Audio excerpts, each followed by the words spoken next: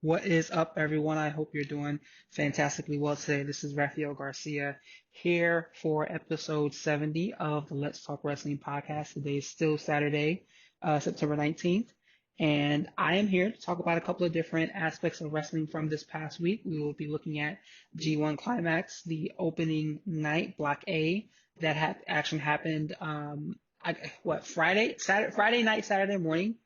Block B is going on right now, or actually it starts in a little while. I think it starts at like 3 o'clock today. I might watch a little bit of that if I'm still up. We're going to be talking about the highs and lows of WWE this past week and the great AEW Dynamite show from this past week as well. But before I do that, as always, I want to take some time to thank everyone who takes a moment to listen to this show. I appreciate you all, whether it is on our YouTube channel, over on Anchor, Spotify, Google Podcasts, Apple iTunes, Breaker, or anywhere else you may find this, because I know I've stumbled upon our content in a couple other places as well.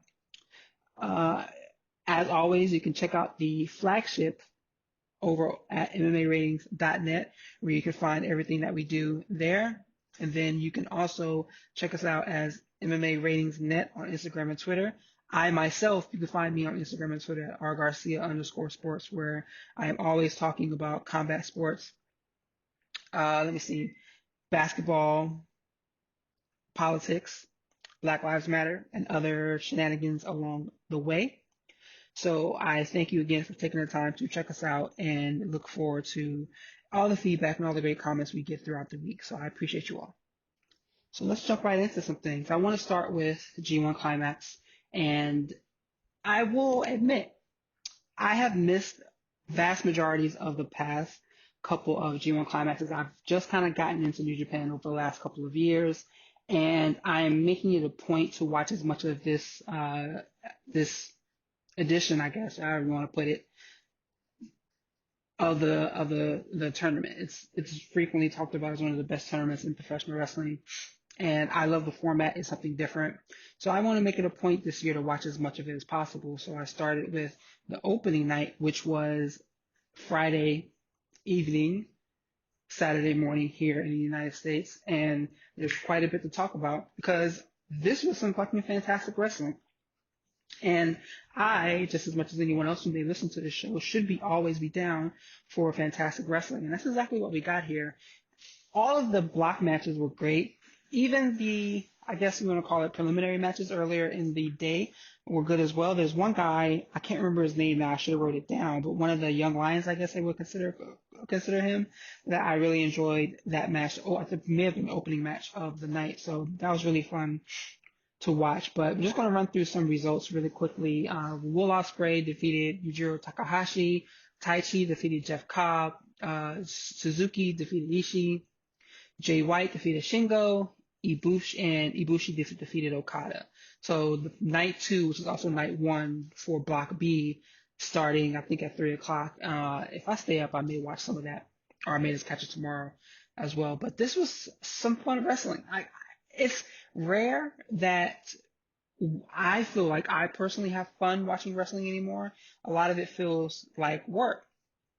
But this event did not feel like work in any shape or form, just because it was partly my first time really sitting here watching the showcase, but it was fun from start to finish. I really enjoyed everything that I saw. The Will Ospreay match, you know, Ospreay is widely considered one of the best in the industry right now, and I get that. I get that he is also a douchebag for some of the things that him and his girlfriend did during the speaking out movement from a couple months ago, maybe last month. And this was something else.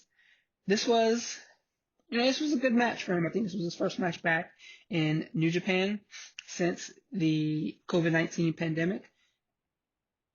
And he looked good. I'm not even going to front. Like, you can't really front on him in any way, shape, or form. He looked good. There aren't any real specific points of this match I want to call out, but all in all, I had fun watching it. Jeff Cobb's the dude I wrote about last month or so. I'm a fan of his, and I wish, as I say that, I'm kind of wondering if I do really mean this, but I wish he would have stayed in AEW when he was there as kind of like that hitman that was brought in to finish off Jon Moxley by Chris Jericho. but and I wanted to see him pair with Taz. I think him and Brian Cage would be a nasty pairing right now. I think they would be just absolutely destroying people. But seeing him in the G1 Climax, it's like, he's not going to win it. He might win two, maybe three matches. He might defeat someone like a Suzuki, maybe a Shingo, maybe a Takahashi, and that might be it. But I just love everything about this guy. I love the fact that he throws people on their head. I love his look. I just love everything about him. And if I could be a professional wrestler and be able to throw people like that, I would be totally in love with myself. I remember being younger when I used to make professional wrestlers in like pro wrestling games. They would always be someone that had a suplex heavy offense, and that's basically Jeff Cobb. But he lost to Tai Chi in what was a pretty decent match. What is Tai Chi's gimmick? I want to ask somebody that who is probably more familiar with New Japan than myself.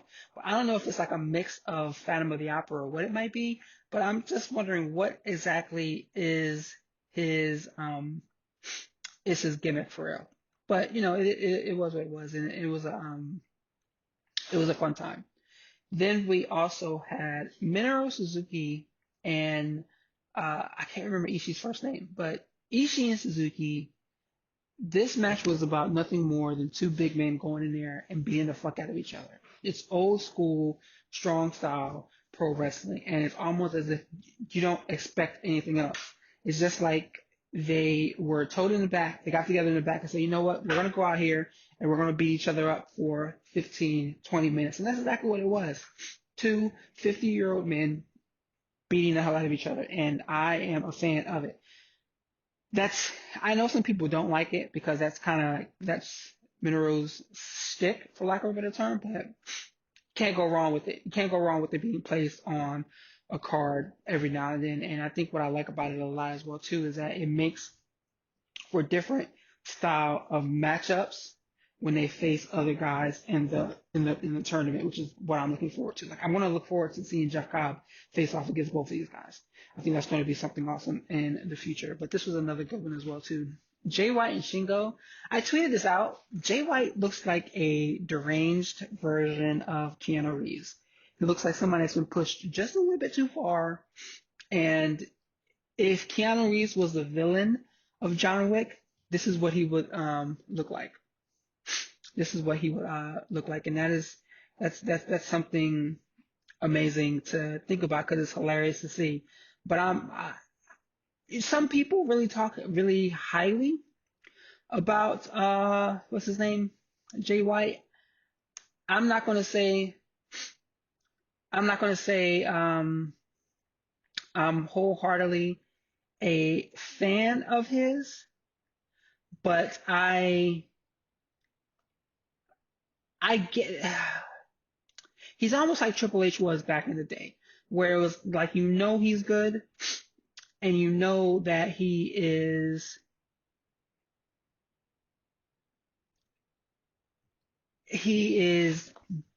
better than a lot of other people that are competing with him as well too.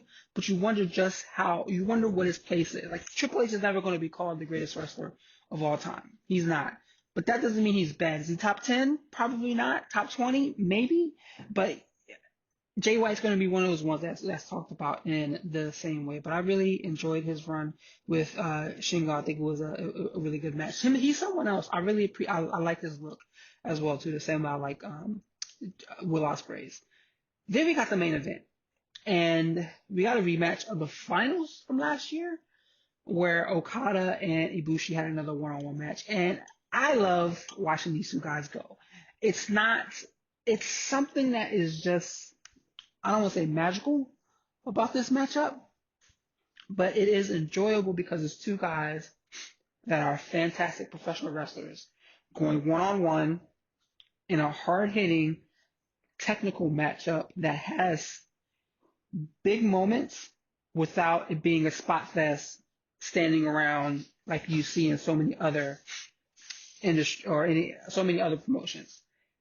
And it's easy for anyone to jump in and enjoy, even if it wasn't if this was their first time. If this was their first time watching New Japan, if they never saw New Japan in the past, this would be something to this would be a great way to introduce themselves to the promotion. It would be a fantastic way to do so because it was enjoyable from start to finish. There was nothing amiss of this match. I love the way Ibushi takes so many spots on his neck. Like he doesn't give a damn about being able to walk under his own power because he takes all these bumps on his neck. Okada works a very slow but engaging pace. Everything about this was good to see, and it's probably a must watch. I can't speak. A must watch match. Go back and check this out because I'm looking forward to seeing what this really looks like going forward. As I don't know who's going to come out of Block A. I saw a lot of people pick Coda to begin with. I'm guessing so. I'm guessing so. I'm guessing that he wins the block, but I have no idea who wins Block B. I don't. Kota Ibushi is going to be IWGP champion at some point in time, I believe. I don't know if it's sooner rather than later, but let's see kind of how that plays out. I think he's someone that should get a reign. He has fans. I mean, he has tons of fans. I mean, he's one of those people I see more people talking about on the timeline than some other guys from New Japan. But let's see what it looks like. I don't know if he's going to win the title, but I'm going to be here to watch this run through G1. And as I said, night 2, or I guess night 1 for Block B begins in a couple hours. So I'm going to hopefully check that out as well. And I want to apologize if you can hear me sniffling and stuff like that. It's because I guess I'm developing a cold, which sucks because my nose is all stuffed up. But it's that time of the year. It's getting cold as hell around here in the DMV area. So AEW this past week was another good show. I think they did 860 in the ratings department, 870, back to their kind of basic numbers that they've been having before the past couple of weeks when the shows are on different nights. But there was a lot to really talk about here. And something that I've really been enjoying between this one, and the one from September, whatever day, last Wednesday, was that these shows have not heavily focused on the elite. They focused on everyone else, which is showing that AEW can draw attention with stories outside of just those 4 to 5 guys, which is very important. Chris Jericho hasn't been in the main event. Brody Lee was in one of the main events with Dustin Rhodes. Who was the parking lot brawl was the main event this week, which was the tag team match between LAX and Best Friends. So they are showing that they can pop a rating, showing that they can get people excited without having to focus heavily on the elite, which was fantastic. So we got a match that I want to talk about before I talk about the parking lot brawl between Thunder Rosa and Ivelisse, which, according to Fightful Select over there at Fightful with Sean Rossat, great is spend your $5 if you can on Fightful Select. Subscribe to that because it is a great news source within professional wrestling. I enjoy it. But this match between Thunder Rosa and Ivelisse got a little chippy. I don't remember what the exact reason was in the piece, but the women started to get a little snug and work a little tight with one another. And I've seen the video clip of Ivelisse not selling for Thunder Rosa, and they basically had an altercation backstage as well. And in reading the news report, I don't really know who to blame. A lot of people were really popping off and thinking that Ivelisse is the one to blame because she has a history about her, and I get that. For Thunder Rosa, it seems like she wants to be taken a little bit more seriously than Ivelisse was willing to give out at that point in time. So things got a little bit chippy in the ring. I, for one, love when wrestlers get a little bit snug with each other just because I think it's funny. Like, you can see them in there holding back, and you can see this situation getting a little, not out of control, But yeah, they were getting a little chippy, and they didn't edit any of it out of the match, which was important. And it's interesting because next week is a tag team match where Ivelisse and Diamante are facing off against Thunder Rosa and Hikaru Shida. So let's see if this continues through next week. I wouldn't be mad at it. Let's get chippy. Let's get serious.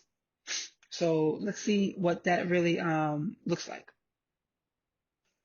So what else from Wednesday? I want to talk about the parking lot brawl last. Will Hobbs getting elevated to the main event scene. So I wrote about him this week where I found it very interesting that both Will Hobbs and Lee Johnson were not signed to AEW contracts. I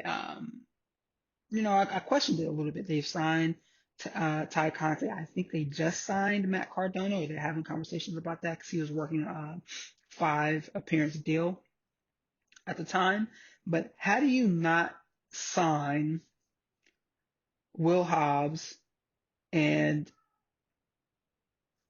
Lee Johnson when they've been putting in a lot of work for your promotion since COVID-19? And what I mean by that is WWE was doing the same thing. They were leaning on a lot of wrestlers that were people of color when they had to trim down their rosters because of the global pandemic. But you mean to tell me they couldn't hire some of these individuals as things kind of, I don't want to say get better, but progress. So the fact that they finally hired Will Hobbs, I'm happy for that. I am looking forward to seeing what this guy does. And what we do get is he gets elevated to the main event picture right out the gate. Because next week it looks like we're having a 6-man tag match where Lance Archer is teaming with Brian Cage and Ricky Starks against Jon Moxley, Darby Allin, and Will Hobbs. That was the man who came out and saved Jon Moxley when he was being attacked. So I'm a fan of this. I want to see what they do with Will Hobbs, and I hope that they give this man some run because, like I said, and I wrote about this as well too, Scorpio Sky can't be the only black singles wrestler that they have on Dynamite, and they've just started putting Scorpio Sky on Dynamite on a consistent basis. So let's see if AEW matches all of the talking they had about diversity a while back. Let's see if they actually match that because right now they haven't been living up to those standards they created for themselves. So let's see if they kind of do a better job about that. The other piece that was good from the show on Wednesday was the Young Bucks. They basically killed a referee. They are continuing their turn to the dark side, I guess you want to call it. But they walk out and there's a referee getting ready for the FTR Jurassic Express match, and they super kick that son of a bitch to oblivion. Then they walk out and they are walking past Tony Khan sitting in the gorilla position, and they throw a wad of money at him, and I'm here for it. Again, it doesn't take much to get a team over as heels. It's the little things, and that was something that was done that helps tell the story of them becoming heels, of them continuing to go down that path, and I'm willing to see how it plays out. It's weird because I don't know who's going to be the person to turn. Is it Kenny? Is it them? I don't know, but either way, it's an intriguing story to watch, and I'm here to see it in the future. I think it's going to be a good one once it's told, and I don't want to say I don't know if anybody's predicted it, but it can go in so many different ways that we really have no idea of what it's going to look like when it's all said and done. So now I'm going to talk about the main event, the parking lot brawl. I'm not going to talk about the match so much itself because we all know that it was fun. It was enjoyable. I'm actually going to go back and rewatch it. But I am loving the response that people are giving a main event that didn't involve any of the elite, as I said when we first started talking about AEW tonight. Everything about this worked. The fact that LAX showed up with a dead president's face paint and like that kind of like that, I guess that callback. I don't want to call it a callback, but Dead Presidents is a movie. A lot of people didn't get it. Obviously, I understand why they didn't get it because it's a cult classic within black culture. It's kind of like The Program or Higher Learning or School Days, movies that black people know about, people of color know about, but white people don't, which is the main demographic of professional wrestling. That right there, I'm a fan of LAX. And one of the reasons why I'm a fan of theirs is because I don't know, they're great wrestlers, they're great characters, but they're people of color as well. And as I've always said, I'm rooting for everyone black. They're not black, they're Latinos, but I'm rooting for brown people as well, just as hard, just as much. And these guys should have already been tag team champions at this point in time. I believe they will be at some point in time. They're clearly main event acts. I think it's going to happen after they split from the Inner Circle, because the Inner Circle was kind of run its course for me. But these guys are main event acts, and this match right here had everything. It had everything. Orange Cassidy getting involved. Okay, whatever. He is someone that is seen has a very high, is seen very highly by the company, and I'm okay with that because he's been doing well in his position. The end with Trent's mom, Sue, and she flips him off, but she flips him off and goes about and I picks up her son, picks up the other one and rolled off. I'm here for that. I'm here for that, and it's working. It's working. It continues to work with AEW, and that is what I am a fan of. This main event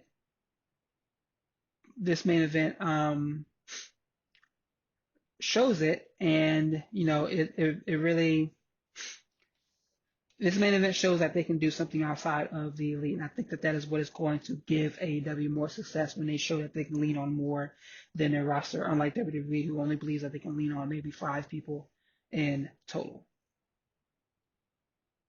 AEW this week was a really fantastic show, and I hope more people continue to watch it because like that's what worked. Like, good wrestling is good for us all. I slightly do wish that these shows were on different nights, but then again, it would be harder for me to do some other things. So I'm glad that they're not. But either way, this was a really enjoyable night of professional wrestling. So let's move on and talk about some WWE content from the week. And I want to start with the Hurt Business. And I wrote about them again this week because they continue to excel. And it's like MVP, Bobby Lashley, Shelton Benjamin, and now Cedric Alexander as well. These are 4 guys that you would never think of as a main event act, starting because they're black in WWE. We know WWE is not going to keep a black act around the main event for an extended period of time. They're just not. I mean, in reality, look at the Hurt Business. The only title they have right now is the U.S. title, which they've been feuding with Apollo Crews over since June. But Bobby Lashley got 1 match against Drew McIntyre and walked away. And Dolph Ziggler got multiple. Randy Orton got multiple. It's supposed to be going through Survivor Series from what I've read. But Bobby Lashley gets 1. A guy who looks the part, every bit the part, and has looked every bit the part for the better part of 15 years, if not more.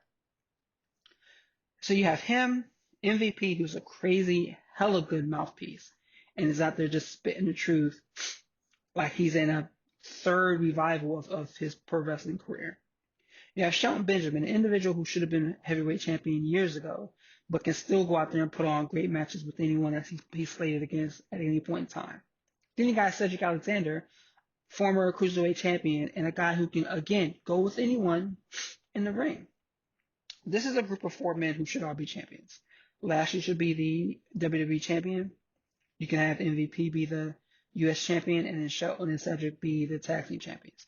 They should be in consideration for all those belts, but they're kind of in a weird spot where they are only focusing on the U.S. title and doing other things in between. Monday, they get involved in fighting with Retribution, and it looked so badass, though. You have Retribution out there with like 16 people, and you have the Hurt Business at the top of the ramp in their suits. Like, Fuck it, we're gonna have to throw hands. And that's exactly what happens.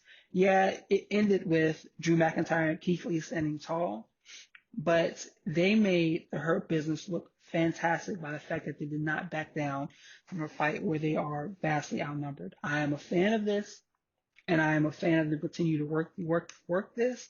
I just don't know where it's going to go long term. I just I just uh I just don't know where that is going to go. I really want to see what they're going to do with the Hurt Business going forward. I do think they are a main event uh, stable. I've written about it time and time again. I don't trust the WWE in booking them as a main event stable, but I hope that they do so because there is something there, and I hope that it comes because that would be, oh man, that would be so big to me, and it would be awesome to see someone else other than the New Day, another black group outside of the New Day doing great things. I want to jump over to SmackDown and talk about Roman Reigns versus Jey Uso. And man, I am so excited for this match. The match is next weekend at Clash of Champions. But I wonder how they are going to. I wonder how they are going to. I wonder how they are going to get the animosity up to a point where it makes you want to believe that they're going to have like a knockdown drag out fight. You know that's going to happen, especially because they're family. They're going to be able to do the damn thing and tear it up. But how are they going to get to that point where it's like Roman is a heel, Jay is a face? They're having this match. It's there's going to be the respect of them being family out of this match, but somebody's about to get their ass whooped. And I wonder how they're going to play off of this. Is this the beginning of a Bloodlines stable with Roman, the Usos, and hopefully Jacob Fatu at some point in time in the future? I don't know. Maybe we see that, but I wonder how they're going to get there. This has been interesting to me, and I've been enjoying the storyline. And again, like I said, it's usually hard to enjoy WWE content, but this has been fun, and I really enjoyed what I saw there. Sasha versus Bayley. So they brought Sasha back this week. She wasn't in the ring, but she got jumped again by Bayley. And I wonder if they're going to keep her off of TV for an extended period of time. I hope that they do. I understand that they're trying to capitalize on the Mandalorian with Sasha being in that, and everybody was hyped about that. But I think they need to keep her off of the TV for an extended period of time. Like everyone's been saying, this match needs to happen at WrestleMania. It doesn't need to happen before then. It needs to be for the title. She being Bayley needs to keep the title for as long as possible. But this match itself needs to happen at WrestleMania. And in my opinion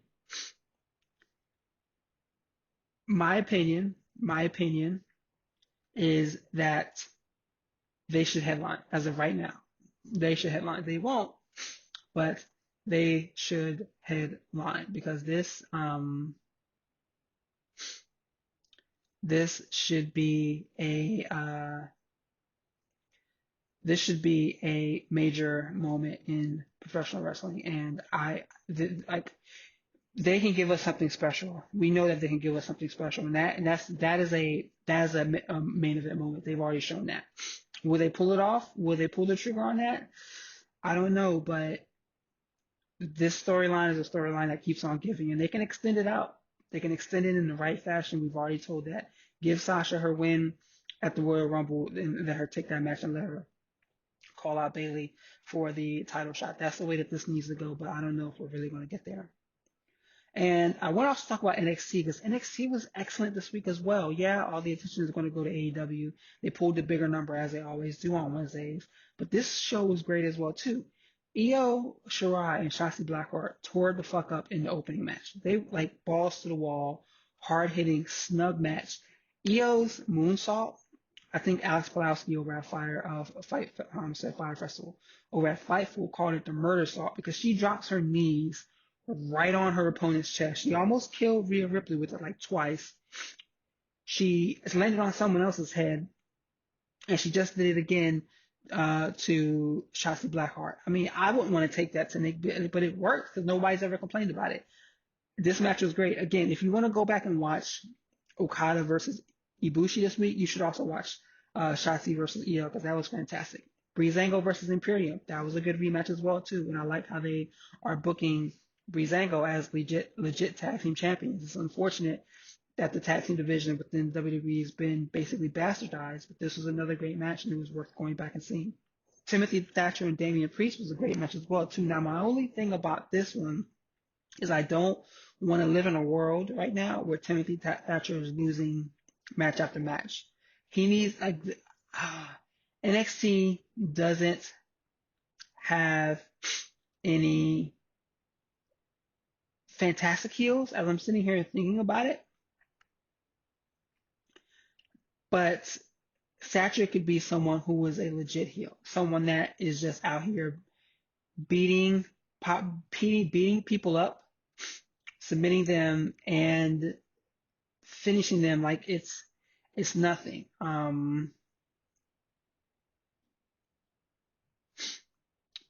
And doing it in a way where he looks legit for an extended period of time. I don't want to see him losing too many matches right now. I want to see him continuing to excel. I think that there's something special there. And yes, he lost to Damian Priest in the main event. It was a great match, but I hope that it continues to. I hope that he continues to get elevated. He doesn't become someone who's losing left and right. But someone who I want to see winning and someone who I want to see just much more, period, Kushida. He came out last week and basically injured Velveteen Dream.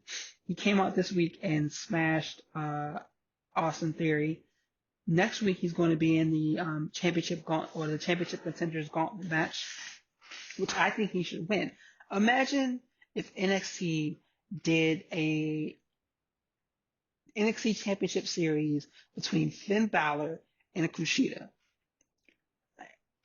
Inject that into my veins. Let me OD, let me die on it, and inject it into my veins again.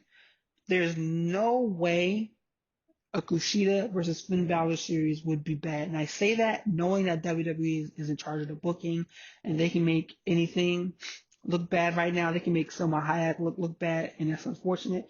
But I want this. I want this, and I want this badly. I've been writing about Kushida, I think twice this month, maybe once last month and once this month. But they have probably one of the best wrestlers in the world on their roster, and they don't know what to do with him. The correct answer right now is to book him the winner of that championship gauntlet match and let him and Finn Balor tear it the fuck up. That's all everyone's asking for. Let them tear it up. And I hope that this is the start of seeing that happen. Thank you, everyone. 30 minutes. I covered what I enjoyed from professional wrestling this week. It was a good week in wrestling. If G1's kicking it off tomorrow, it's going to be hopefully another good week in professional wrestling. I appreciate you all taking the time to listen to this show.